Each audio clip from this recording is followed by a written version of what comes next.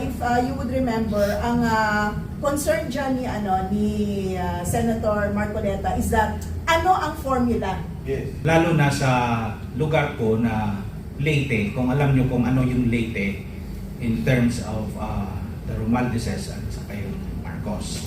Is range already political in nature?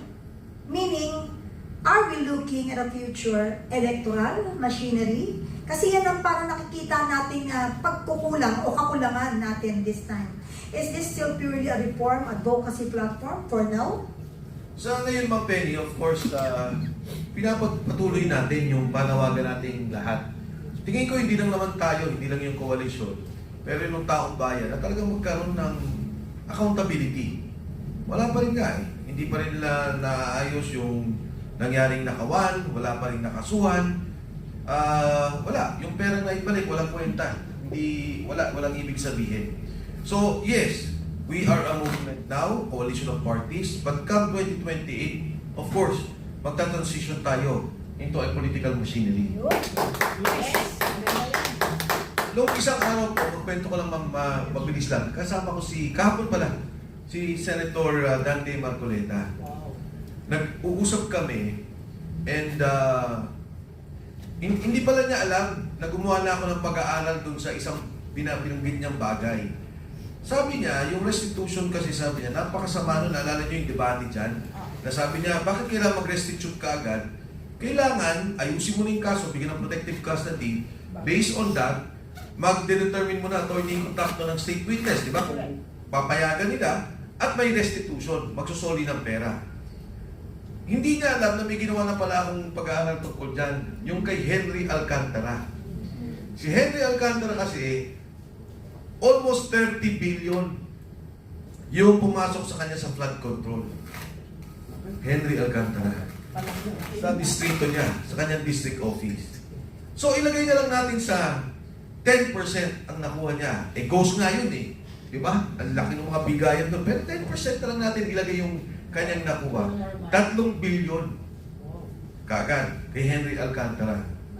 Ang isinuli niyang pera ay 181 million. Diba, bariyang tapos wala pa siyang pananag. So, ang ibig sabihin dahil state witness na siya, attorney contactor is here, wala na siyang kaso. Okay na siya. Absuelto na siya, tinanggap na yung kanyang restitution. Pwede ba yun? Yun ang nangyari kay Henry Alcantara. So, nagulat siya. Sabi niya, pwede bang isend mo sa akin yan para mapag-aralan ko? Oh, ano yung pinag-aaralan nila kay Yusek Bernardo? Diba? Ang tansya nila dan, nasa 30 to 50 billion ang pera ni Yusek Bernardo. Dahil hindi lang naman siya pang distrito. Ito distrito lang ha. Nationwide. Nationwide siya. Kahit na ilagay mo lang siya sa 2-3% ng kabuang pondo ng lahat ng ating infrastructure, lalo na tumagos project, taon-taon, ilan yun, magkano yun. So yan yung sinasabi namin, na dapat sana, hinold muna yung mga pondo ng mga to. No? Nagkaroon ng hold order, itinulak nila, pagkatapos nagkaroon ng kaso, nagkaroon ng kahit paano determine. Ang dali naman eh. Hindi naman kailangan kaagad na magkalitis at determine kaagad. Ako, kita ko na kaagad eh. Ito yung nirelease ng flood control sa district mo. Ang kabuong pondo nirelease, parang ang total sa distrito niya ata mga 45 billion for the past 3 years to 60 billion. Pero yung flood control lang is 30 billion. Kaya nagkamali si Alpusi eh. Diba? Nagpa-appoint na secretary kung district engineer pala siya, billion yun.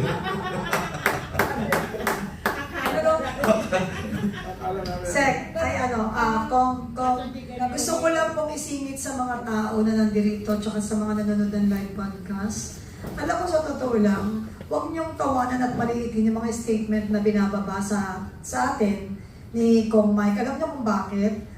Para lang sa kaalaman ng lahat at mga masugid nating tagapanood sa kanilang mga tahanan at sa iba't ibang lugar ng Pilipinas, baka nakakalimutan po ninyo o nila na naglingkod do sa bayan ng ilang taon, kaya wag siya. Alam niya. So, huwag niyong isipin na ginagawa niya to for something.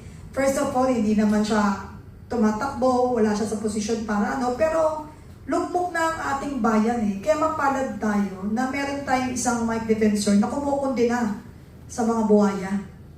And now, we proceed because meron ata ang katanungan at ang susunod nating magtatanong ay ang ating napakaganda, napakatalino. Palakpakan natin ang atin pong chairperson ng Legal Committee ng PDP, Attorney Yvette Contacto. Ma'am. Thank you, Kapeli. Magandang umaga ho sa ating mga vloggers, no? Susugat ko lang po yung sinabi ni Congressman Mike Defensor, yung agam-agam po, no, dyan sa issue ng restitution bago na-consider si Yusek Alcantara as state witness.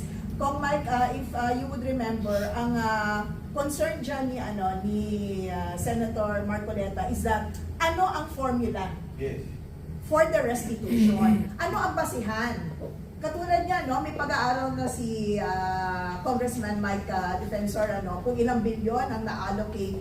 Sino ang nag-determine kung magkano ang dapat ibalik bago siya maging state witness? There was no clear formula na hinihingi ni Senator Marcoleta. Bagkos sabi niya, hindi naman requirement na magkaroon muna ng restitution bago siya ma-consider as state witness kasi wala talaga yan sa batas. Ang nakalagay, dapat least guilty ang requirement bago maging state witness. But having said that, Kapeni, maraming salamat dito sa oportunidad ngayon na makapagpatuloy na magtanong. Ako naman ay tutugon ng pansin sa ating dito sa ating isang guest panelist ngayon dahil naibigay na ni Congressman Mike Defensor yung kabuuan ng pakay kung bakit na-form ang RAGE. Pero may isang miyembro ng koalisyon na to, ang Southern Leyte for Sara Duterte or SOLID, spearheaded by Dr. Lito Trumata. At ito po ang aking katanungan, Doc Lito, no? Ano po ba ang current political system na naningiral ngayon? Hindi lang dito sa Southern Leyte, pero sa Leyte po as a whole, na nag-encourage sa inyo to be part of this RAGE coalition? Good morning sa lahat. Good morning sa idol ko kay Mike, kay Ma'am Pingi at saka kay Attorney Yvette. Now, kahit hindi ako politiko, when I received ng invitation to be one of the speaker dito, hindi po ako nagdalawang isip. Kasi gusto kong malaman din ng lahat kung ano ang nasa sa loob ng mga nasa probinsya. Lalo na sa lugar ko na Leyte, kung alam nyo kung ano yung Leyte in terms of the Romualdezes at saka yung Marcos. Now, maraming takot doon, but at this point of time, gusto ko lang ipaalam sa inyo na marami na rin galit. So kung anong sinabi ni Kong Mike, lahat alam namin yon at alam namin na niloloko lang kami lahat.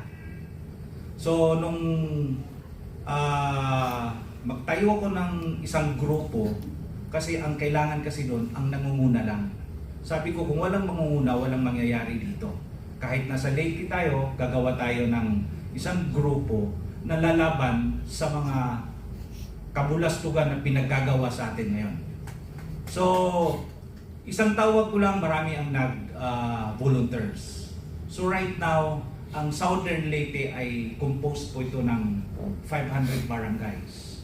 So lahat ng municipalities at saka city, mayroon na tayong mga coordinators.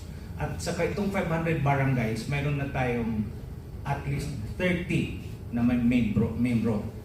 So with this, meron na tayong strong 150 Southern Leyteños na in support sa kausa ng RAGE at saka in support sa kausa ni Kong Mike. Anytime kung anong sabihin nila, lalaban tayo at saka ipapaalam natin sa kanila kung ano talaga ang tama para sa bansa. Okay.